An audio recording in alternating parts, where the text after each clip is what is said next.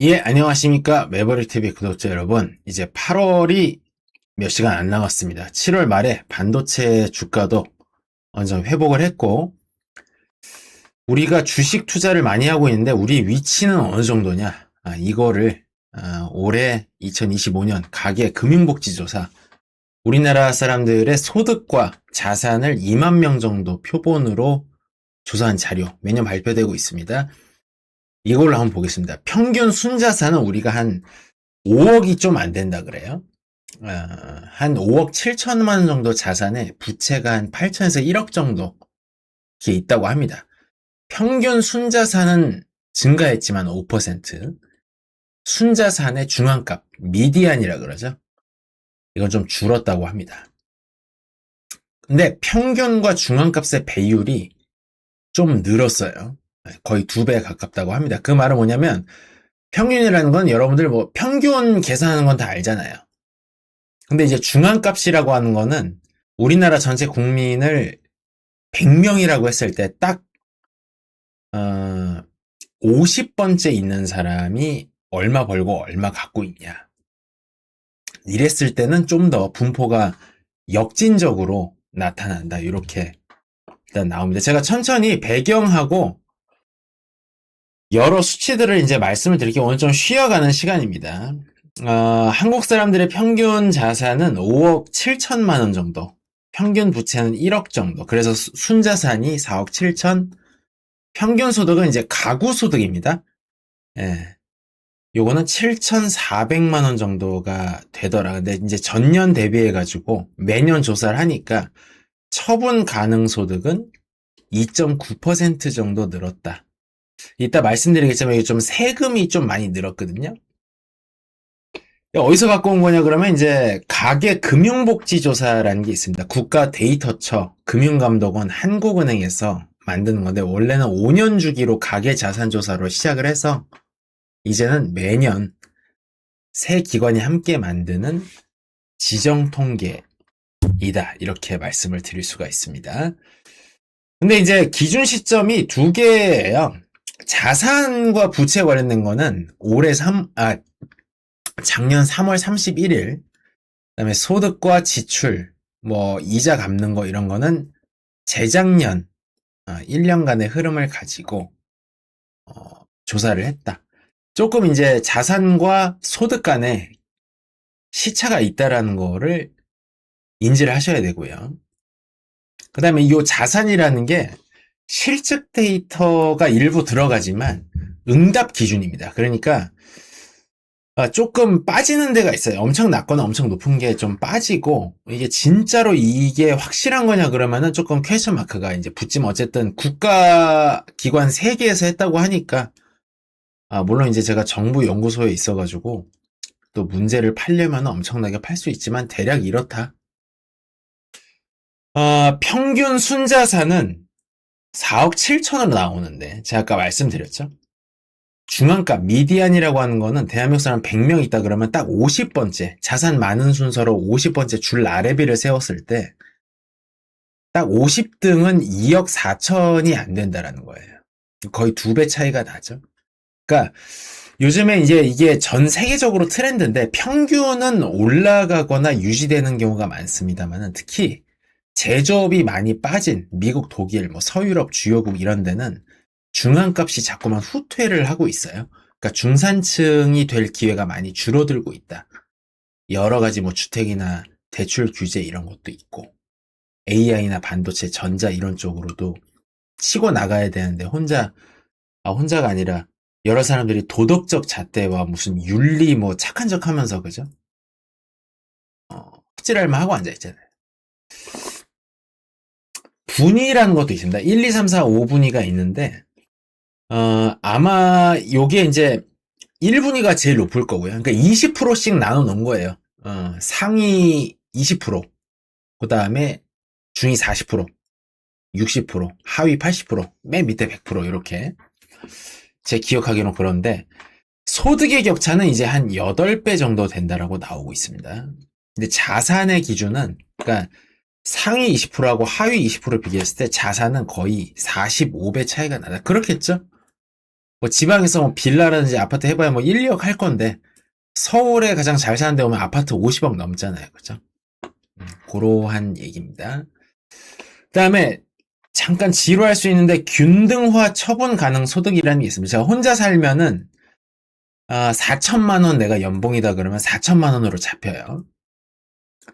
근데 요거는 4인 가구라 그러면은 그 가구 소득의 가구 원수의 루트 제곱근으로 합니다. 그러니까 4인 가구인데도 그러니까 맞벌이를 해서 1인 가구 4천만 원짜리 2명이 결혼하면은 8천만 원. 요게 아니라 이제 균등화 소득은 자식들은 빼고 거의 부모들이 버는 돈 요거를 이제 나눠서 한다. 요런 겁니다. 분배 지표 이따 상세하게 말씀드릴 거고요. 근데 요게 이제 순자산인데 좀 다른 점이 있습니다. 이게 뭐냐면 이제 뭐 모집단이 결국엔 다른 건데 가계 금융복지조사는 4억 7천만 원이라고 순자산이 나오는데 국민대차대조표에는 6억 3,427만 원으로 나와요. 그러니까 엄청 정밀하게 잰 거죠. 국민대차대조표가. 이쪽이 더 정확한데 가계 금융복지조사는 아까도 말씀드렸지만 자산 쪽은 응답 평가액으로 하기 때문에 아마 국민대차대조표는 아마 한국은행 쪽에 관련이 있을 겁니다. 그러니까 여기 이제 아주 정확하진 않다. 대략적인 그런 느낌. 내가 어디 정도냐라는 거를 대략적으로 보는 그러한 얘기이다. 그래서 25년에 작년이죠. 재작년하고 비교하면 자산은 5% 정도 늘었고 그에 비례해서 부채도 한 4.4% 늘었고 순자산이 결과적으로 5% 늘었고 소득은 3.4% 늘었는데 이게 중요합니다. 비소비 지출이 5.7% 늘었습니다. 여기 세금하고 공과금 대부분 차지하고 있고요. 그러니까 75만 원이라고 하는 비소비 지출이 늘었는데 그 중에서 42만 원 플러스 8만 원 50만 원이 조세와 준조세를 합한 금액이라는 거예요. 좀 가슴이 아픕니다. 얼마 전에 뭐 이제 주식으로 연배당 1,000만 원 넘어가도 이제 보험료를 올리겠다 이런 얘기가 나왔는데 안 되기를 이제 좀 바라고 있습니다. 평균은 뭐 자산, 순자산, 소득, 뭐 자산 대비 부채, 그러니까 자산이 부채보다 많아졌다는 거죠. 그러니까 저축액 대비 금융부채 이런 것도 좀 줄었고 좋게 보이는데 중앙값이 떨어졌다는 게 제가 볼 때 좀 중요한 것 같아요. 그러니까 평균은 최태원, 이재용 회장은 졸라 올라갔을 거 아니야 자산이. 그다음에 동탄, 기흥, 수원 이런데 삼성전자, 이천, 청주 이런 데는 반도체 종사하는 사람도 엄청 늘었겠죠. 나머지는 다 거지된 거 아니야, 그죠? 그러니까 요게 이제 다른 산업들은 다 좀 맛이 갔는데 반도체 하나가 하드캐리하고 있는 이 상황이 2025년부터 좀 반영이 된 게 아닌가 이런 생각을 좀 갖고 있어요. 순자산 보유액 보겠습니다. 이 보면은 한 3억 미만인 인구가 거의 한 60%에 가까운 것 같아요. 57%죠. 그에 비해서 이제 순자산, 우리 매버릭 TV 보시는 분은 수준이 높으니까 막 순자산이 몇십억 되시겠지. 이런 분들은 지나간 사람 10명 중에 1명에 불과한, 구독자 2,000명을 넘은 우리 매버릭 TV. 부자들이 보고 있을 거라고 봅니다. 매버릭 이 새끼야. 나는 부자 아닌데 그러면은 이 채널을 구독하고 있는 것만으로 여러분은 앞으로 5년, 10년 안에 부자가 된다. 이렇게 앞으로도 좋은 정보 드릴 수 있도록 노력하겠습니다. 그러니까 파레토 법칙이 맞아요. 이게 우리나라만 이렇게 분포가 되는 게 아니거든요. 그러니까 인구의 10분의 1이 순자산인 밀리언 달러, 뭐 환율로 따지면 안 되겠지만 100만 불 되는 거고 그 위로 뭐 0.5%, 0.1% 이렇게 집중이 되는 거죠. 이따 KB에서 좀 돈 있는 사람들 통계도 말씀드릴 거예요. 이 사회에서 넉넉하게 살고 정신 차리고 정보에 관심 있고 투자하고 아끼고 이런 사람 진짜 찾기 힘듭니다. 네. 근데 한국의 특징이 뭐냐면 부동산이 많아요.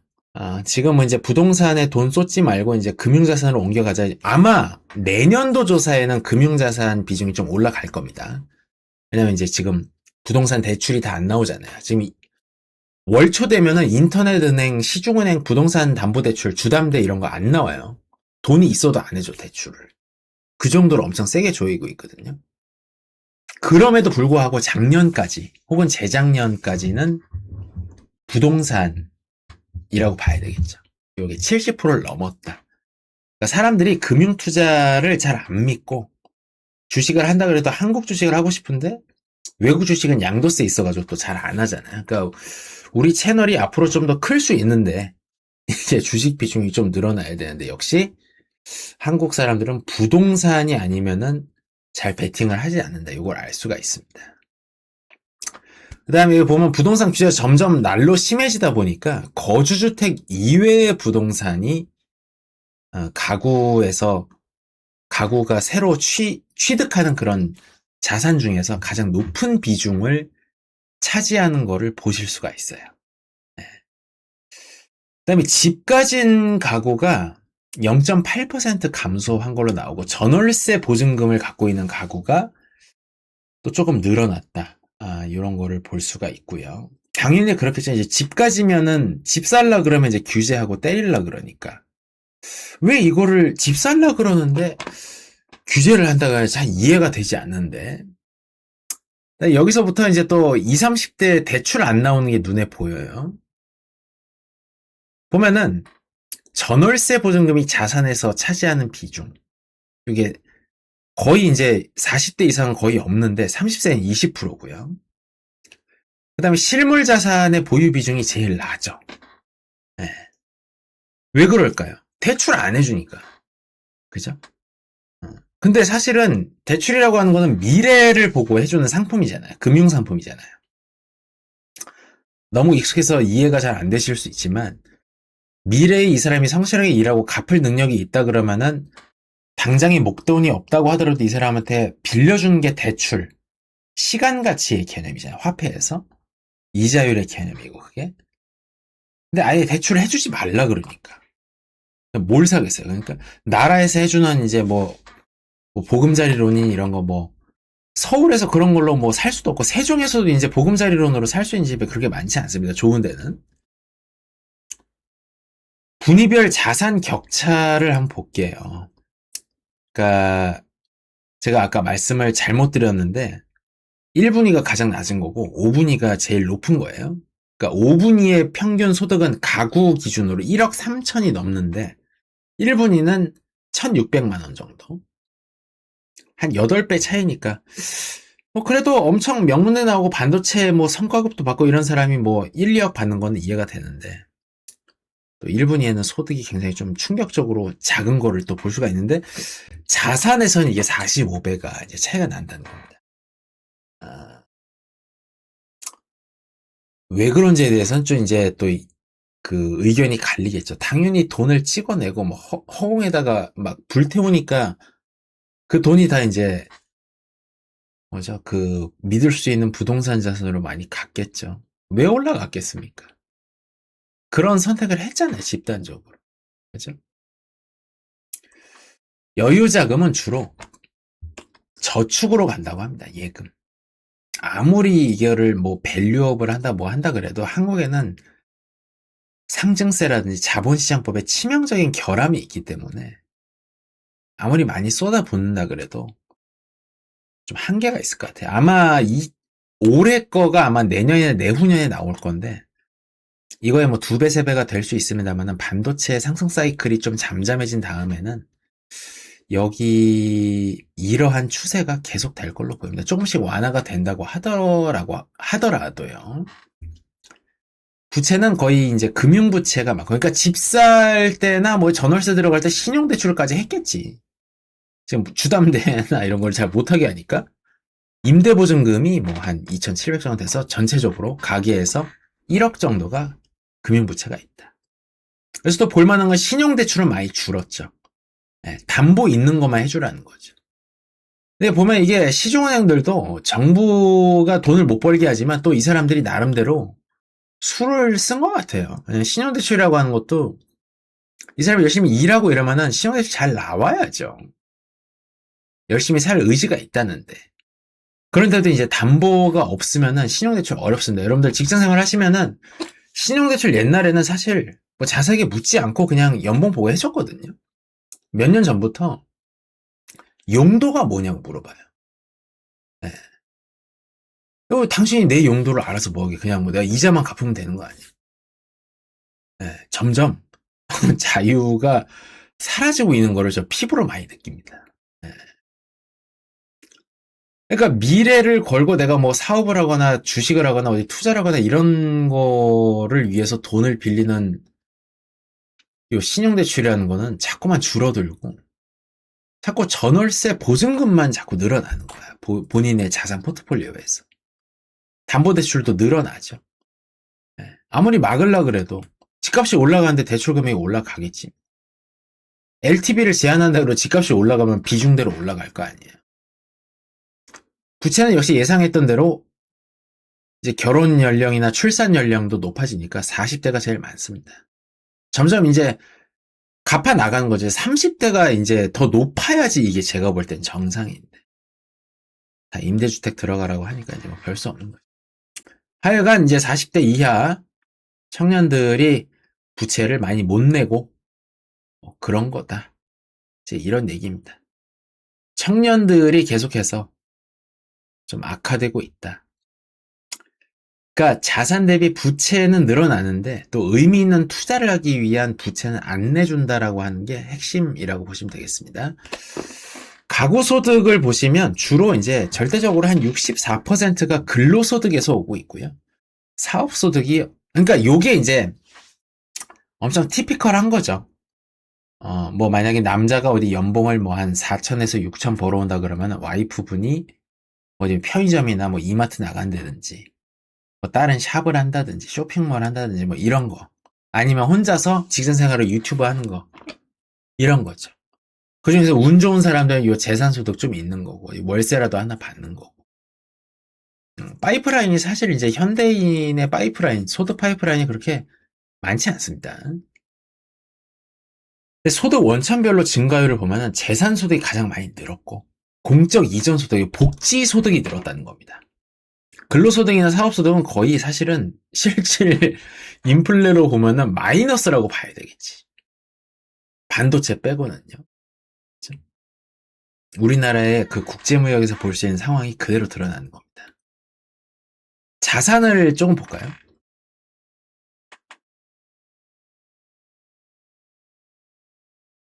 이게 방송을 하다 보니까 내용이 조금 우울해가지고 기분이 좋아진 음료를 좀 마셨습니다. 자산이 아니라 소득이었네요. 여기 보면 1억 이상 되는 분들이 24% 정도 된대요. 24년에. 많이들 버시네. 좋겠다. 저도 1억이 안 되는 것 같은데. 그런데 안타까운 걸 보면은 이제 39세 이하가 5천만 원이 25%. 이게 최다. 거의 뭐 이 정도 버시는 분들이 가장 많은데, 그 40대 이상은 1억 이상 번 사람들도 많은데, 사실 따라잡으려 그러면은 이렇게 소득이 낮은 사람들한테 대출 기회를 좀 풀어줘야지 미래를 잡을 거 아니에요. 그다음에 또 하나 이제 특이한 거는 소득과 자산의 그 분배 정도가 거의 수렴을 한다라는 그러한 현상이 있습니다. 그러니까 옛날하고는 달리 소득이 낮으면서 자산이 많은 가구는 줄었어요. 그러니까 뭐냐면 소득이 낮으냐 자산이 많다라는 건 뭐냐. 그러니까 갭 투자 여러 채 해가지고 전세금 올라가면 그것도 올려가지고 생활하고, 뭐 월세 받아가지고 생활하고, 뭐 이런 게 아예 불가능하잖아요. 1주택 이상 가지면 그냥 때려 죽이려고 들어오잖아요. 그렇다고 우리나라 주식이 배당을 많이 주는 것도 아니고 1년에 한 번 주고 뭐 깎을지도 모르는 배당을 믿고 누가 투자를 합니까 그걸 가지고. 그러니까 결국에는 뭐 좋은 직장 갖고 뭔가 갖추고 시작하지 않으면은 투자 소득으로 뭔가 일어나는 게 점점 어려운 방향으로 가고 있다. 좀 부정적으로 해석하면 그렇다는 거예요. 아까 말씀드렸죠. 세금이 가장 많이 늘었습니다. 은퇴가 예상보다는 6년 정도 빠르게 가고 있다. 그래서 정년이 60세인데, 61세인가? 지금 65세까지. 여기 보면 이제 응답을 보면은, 나 은퇴 준비 잘 안 되어 있다라는 분들이 52%. 저거 이제 지역별, 시도별 평균 자산을 보면, 의외로 세종시가 많고 경기도 아마 올해 많이 올라갈 겁니다. 올해. 동탄, 기흥, 용인, 평택 이런 데 집값 많이 올라갔으니까. 전남이 꼴찌예요. 뭐 이유는 뭐다 알고 계시겠죠? 근데 서울은 평균은 8억 4천 정도 되는데 중앙값이 3억 6천. 세종이 되게 특이한데 되게 균질적이거든요. 평균이 7억 5천인데 중앙값 미디안이 6억 5천이에요. 그러니까 다 같이 세종시에서 분양 한 채 받고 그냥 공무원 생활을 하니까 사업하거나 뭐 크게 튀어나갈 사람이 없잖아요. 그러니까 되게 균질한 도시인 겁니다. 그러니까 중앙값 순위로 보면은 세종이 1등이다. 제가 살고 있는데. 근데 뭐 큰 돈 가진 사람은 없는 거죠. 네. 이렇게 보면 세종이 좋아 보이잖아요. 네. 한번 살아보시기 바랍니다.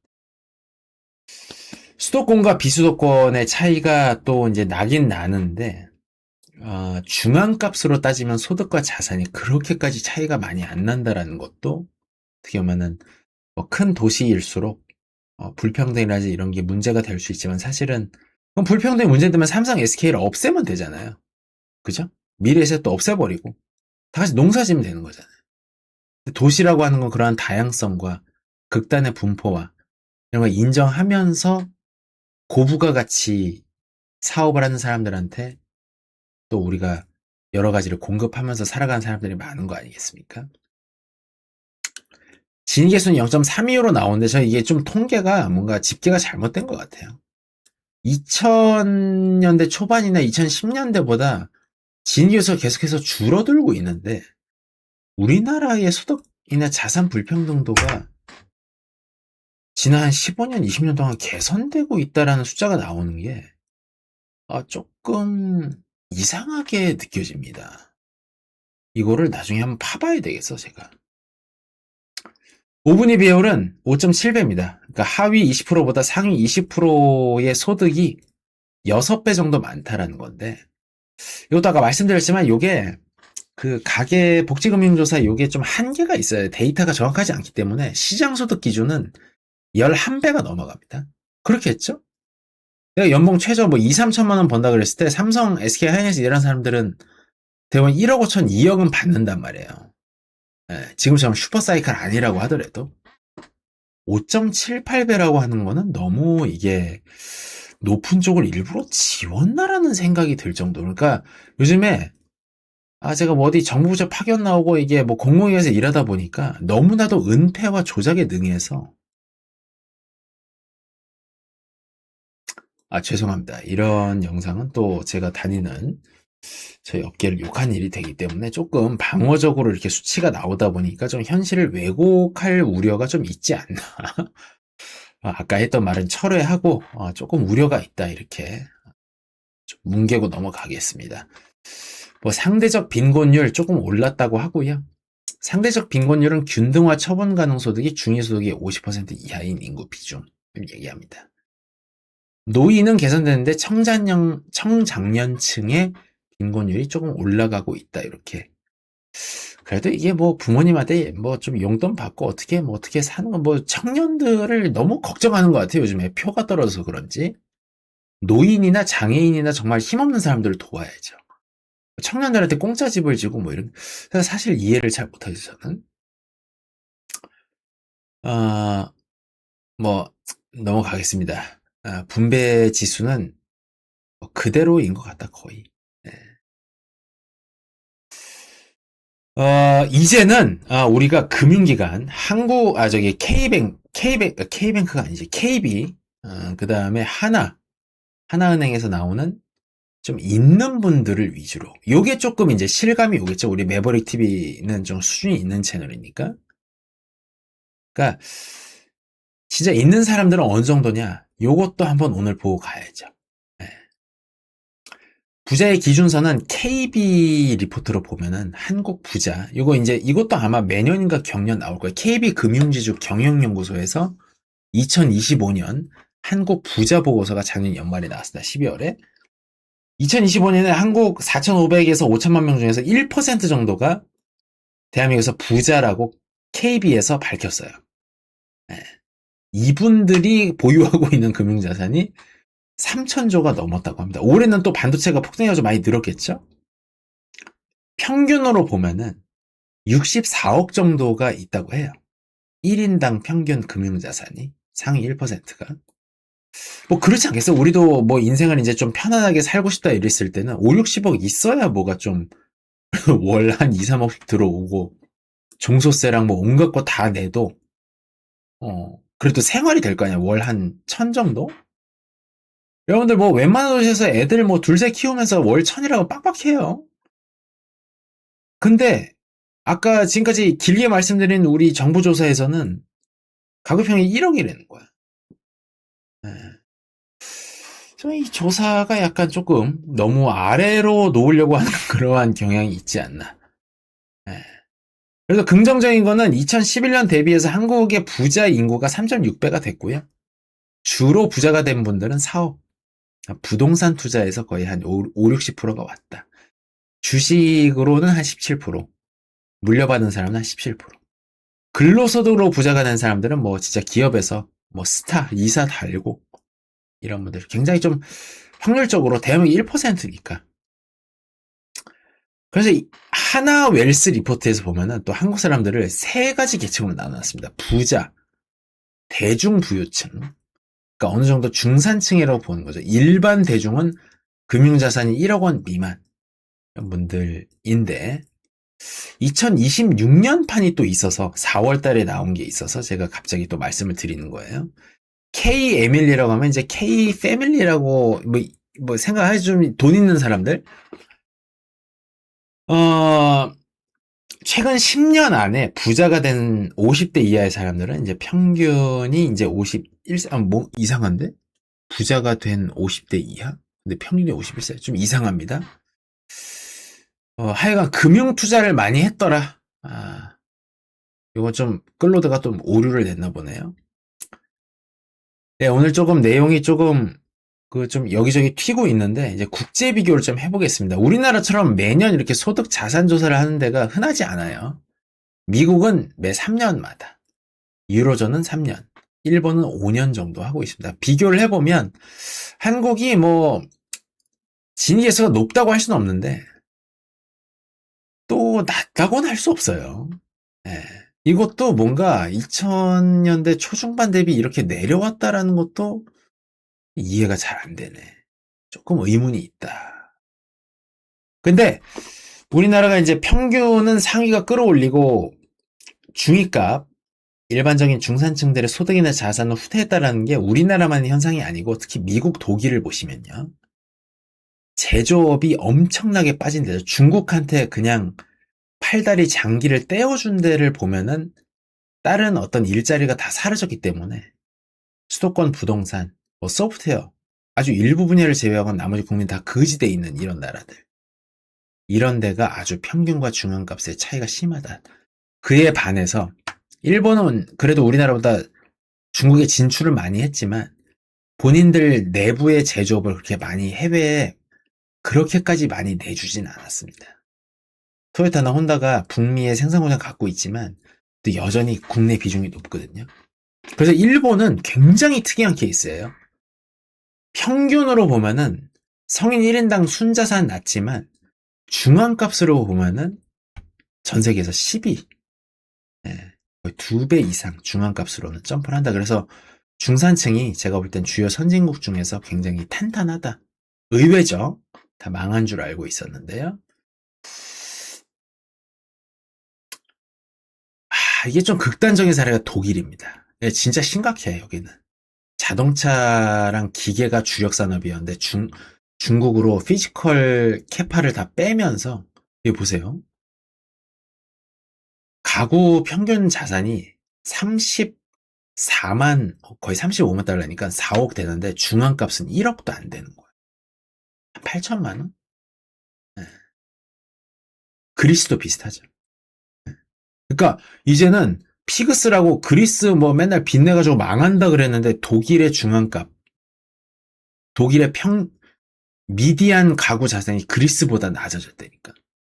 그러니까 아주 독일이 지금 다른 산업 다 망했다라는 걸 여기서 볼 수도 있는 겁니다. 중국에 너무 퍼준다고.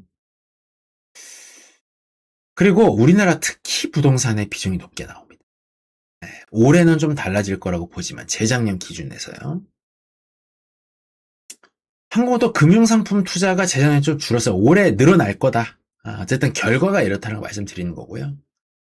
노인 빈곤이 조금 OECD보다 좀 높게 나오는데 이건 또 한국의 특수성, 자식들이 뭐 이제 살피고 현금 비중이 있고 여러 가지 생각했을 때 또 아주 정확하다라고 보기는 어렵다. 다만 그 한국의 연금의 순소득 대체율 이런 건 좀 낮은 편이다.